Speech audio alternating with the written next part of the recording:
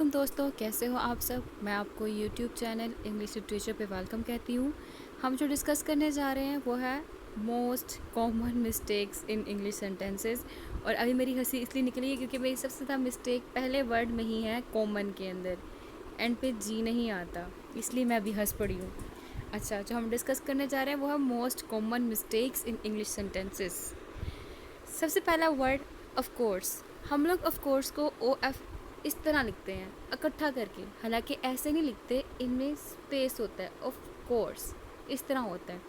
एक और जो हम मिस्टेक करते हैं, I did not knew it, हम बोल देते हैं, जबकि हम लोग जब डिड लगा चुके हैं, ठीक है, जब हमने डिड लगा लिया है ना, तो डिड के साथ हम लोग कभी भी सेकंड या थर्ड फॉर्म नहीं यूज़ करते, फर्स्ट फॉर्म ही लगाते हैं, नो।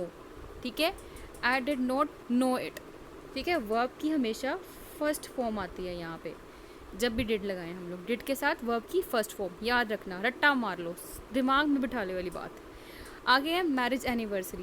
कहते हैं ना आज मेरी बहन की मैरिज एनिवर्सरी है, नहीं, गलत बात, मैरिज नहीं बोलते, वेडिंग एनिवर्सरी होता है। ठीक है, इसको भी याद रखना, हैप्पी वेडिंग एनिवर्सरी कहते हैं, हैप्पी मैरिज एनिवर्सरी नहीं कहते, याद रखना है इस चीज़ को।